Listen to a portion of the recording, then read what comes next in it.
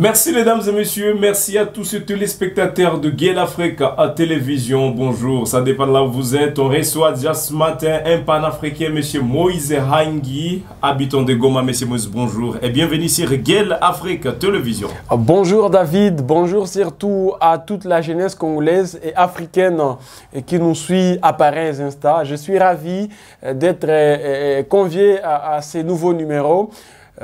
Une fois de plus, merci. Et ce matin, on parle des élections au Rwanda. Je reçois à Moïse Hangui, comme je l'ai dit au départ. Qu'est-ce que la jeunesse africaine aujourd'hui peut s'entendre à ces élections au Rwanda prévues ce 15 juillet 2024? Il y a 12 jours qui nous séparent de ces élections.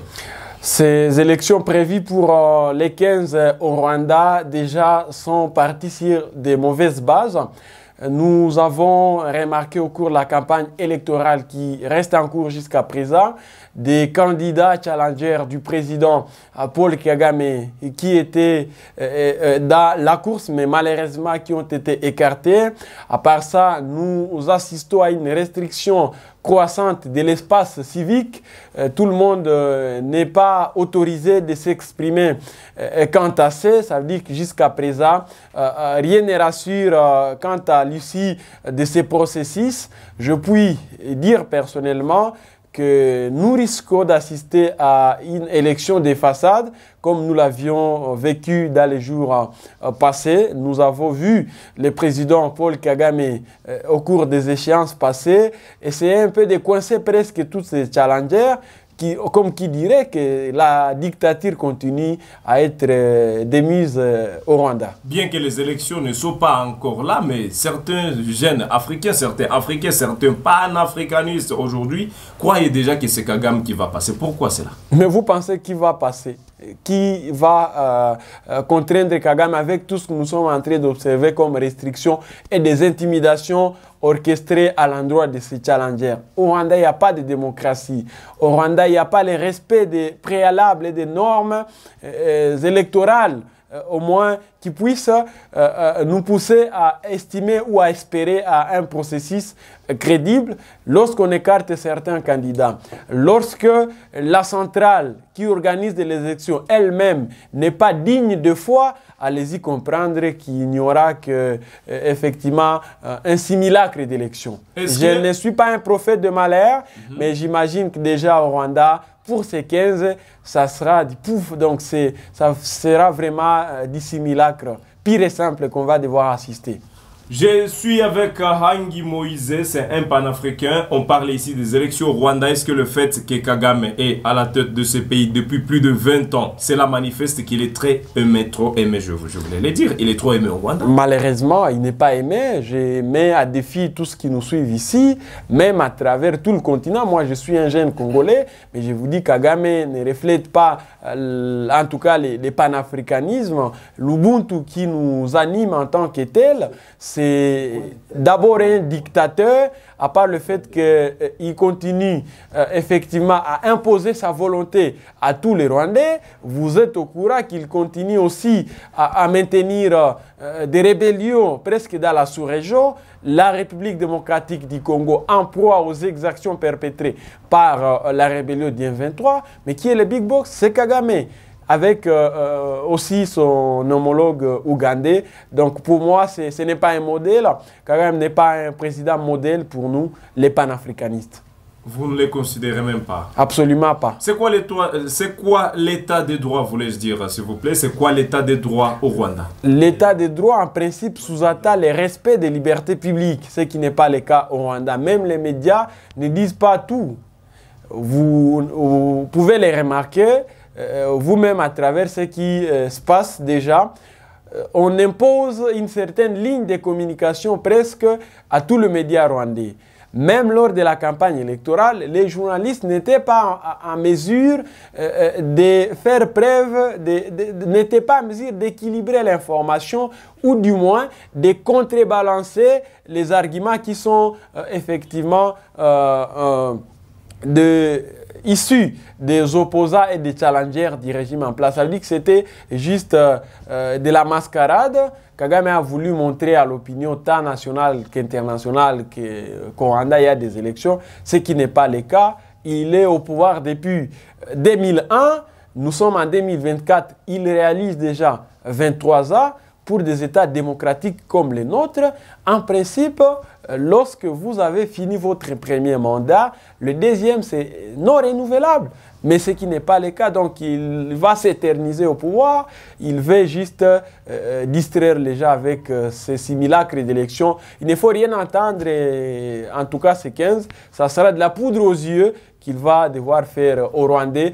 Heureusement, certains sont déjà conscients, certains ont déjà détecté effectivement cette vaste blague. Dira les 23 ans qu'il est président du Rwanda, peut-on dire qu'il n'y a pas les droits de l'homme? Les droits de l'homme n'est pas respecté au Rwanda. Il ne faut pas parler des droits de l'homme au Rwanda, mon cher. Vous êtes où là? Là, on ne parle plus. Ça n'existe pas. C'est clair. Quelle sera la fin de Paul Kagame? Il finira Quel très sort mal. qui lui est réservé pour Il ça? finira très mal d'abord parce que sa dictature met à mal tous les continents.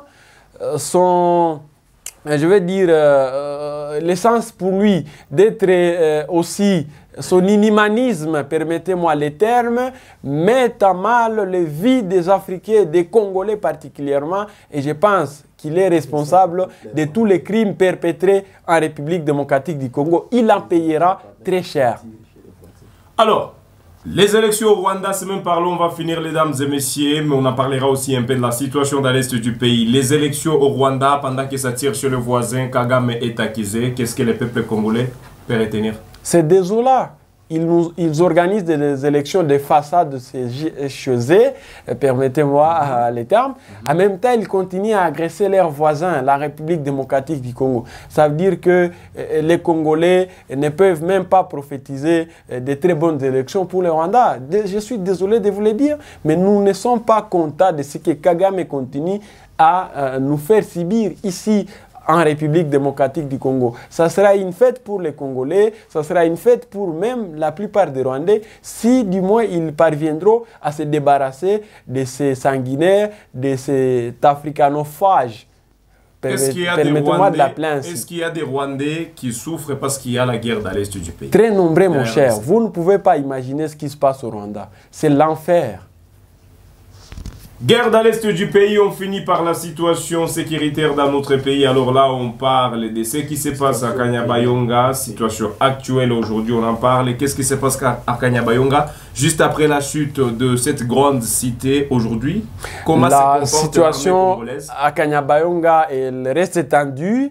L'armée congolaise est aussi à l'œuvre et on peut espérer que d'un moment à l'autre, les forces dualistes parviendront à neutraliser, à rebeller, plutôt à déloger les rebelles à Kanyabayonga. Nous avons aussi assisté à des accrochages, à des affrontements, à des rites d'affrontements au cours de la journée d'hier. Jusqu'à présent, la situation elle reste volatile. Soutenons l'armée, soutenons les Wazalendo et gardons l'espoir que notre armée, cette armée qui a défait cette rébellion pour sa première version en 2013, parviendra encore à mettre un terme à ça.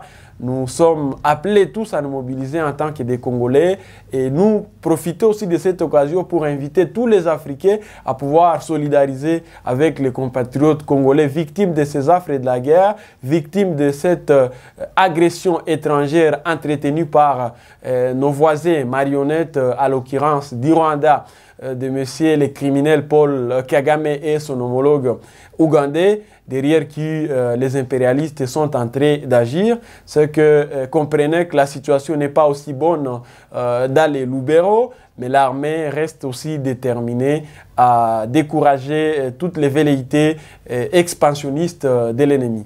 On va juste de finir, on parle ici de la situation, comme c'est toujours en Afrique et du Kenya, au-delà de Rwanda, on parle du Kenya, on a vu des manifestations au Kenya. C'est quoi la suite aujourd'hui de ça? Le président Ruto n'est pas jusque-là parvenu à obtempérer au desiderata des Kenyans. ça veut dire la mobilisation continue au point qu'ils obtiennent gain de cause. Nous déplorons le fait que les chefs de l'État, Ruto, a instrumentalisé le service de sécurité Kenya au point de blesser et de gazer les manifestants pacifiques. C'est des actes ignobles que nous ne pouvons pas vraiment encourager. Nous l'invitons aussi à revenir au bon sens et à faire preuve du panafricanisme, à arrêter de se transformer en un tyran, un dictateur, mais à s'incliner au-devant de la volonté du peuple. Vox Dei, Vox Populi, la voix du peuple, c'est la voix de Dieu. Les Kenyans demandent à Ruto, en tout cas, de se ressaisir et de répondre favorablement à leur demande. Mais c'est qu'il est revendiqué, on a soulevé ça déjà, mais malgré cela, ils continuent des manifestations. Ils n'ont pas encore obtenu gain de cause. C'est la raison pour laquelle ils continuent. Et ils sont justifiés de les faire. Il faut que le président Kenya revienne sur cette loi qui a été aussi établie en défaveur de tout le peuple kenyan, au-delà du fait qu'il y a d'autres problèmes sociaux qui gangrènent la République kenyane, raison pour laquelle les compatriotes de ces pays se sont soulevés. Et nous pensons que ça doit inspirer d'autres peuples de partout à travers le continent. En RDC, ici chez nous, nous tentons aussi de faire de même. Je crois que d'autres compatriotes qui nous suivent à pareils instants, de partout à travers le continent, doivent imiter ce que les Kenyans ont fait. Nous devons être exigeants vis-à-vis de nos dirigeants. Nous devons en tout cas nous mobiliser pour que nous puissions avoir aussi des chefs d'État et des gouvernements responsables et qui seront à la hauteur de gérer nos États et de relever les défis de notre très cher continent. Je parle ici des Kama, de l'Afrique. Aujourd'hui, le peuple au Kenya demande le départ de Ruto. Est-ce que c'est là, ce qui se passe au Kenya, cela serait au moins aujourd'hui un message fort à tous les présidents africains? Mais s'il ne veut pas accepter de revenir sur sa décision, je crois que les Kenyans n'auront pas d'autre choix que de se débarrasser de lui parce que c'est quelqu'un qui donne l'impression d'être au service des impérialistes. Si tel n'était pas le cas, il n'a qu'à obtempérer à la volonté populaire. Je suis de cet avis, les compatriotes du Kenya doivent continuer à se mobiliser, à imposer au chef de l'État de répondre à leurs demandes. Et s'il ne parvient toujours pas à céder, mais il faudra des manifestations aussi de colère, des manifestations de grande envergure. Et nous allons les accompagner. Nous allons aussi, en tout cas, nous mobiliser de partout à travers le continent pour que les Kenyans se débarrassent de Ruto. Après, ce n'est pas les premiers à se comporter de cette façon. Les Kenyans sont parvenus aussi à faire pression à d'autres chefs d'État qui ont précédé William Ruto, et lui ne doit pas se transformer en un extraordinaire, en un extraterrestre. Comme vous l'avez déclaré, il ne doit pas se transformer comme un dictateur. Il souhaite être dictateur. Mais absolument, vous avez observé, il a instruit les services de sécurité qui étaient en train de s'en prendre aux manifestants non violents, non armés. C'est des comportements qu'il faut décourager. Mais justement parce que Ruto, mon cher, lorsque le peuple se réveille, ça devient compliqué. Quand vous ne voulez pas répondre à la volonté de la population, il faut vous attendre. Il faut l'attendre à votre chemin. C'est ce que les Kenyans ont fait. Et il faut encourager ça. Nous devons être exigeants envers ces chefs d'État. La plupart, ils sont à la solde des impérialistes. Ils ne travaillent pas pour notre continent. Et si jusqu'aujourd'hui, l'Afrique ne se développe pas, c'est à cause des chefs d'État comme Ruto, Paul Kagame, Museveni et consorts. Et nous devons leur faire pression, au besoin de nous débarrasser d'eux et avoir des dirigeants qui incarnent le panafricanisme, qui incarnent effectivement les valeurs africaines et qui sont prêts à travailler pour et en faveur du peuple africain. Nous n'avons pas besoin de marionnettes qui seront là en train de répondre aux exigences et aux injonctions de l'Occident. L'Afrique, c'est aux Africains. Le Congo, c'est aux Congolais.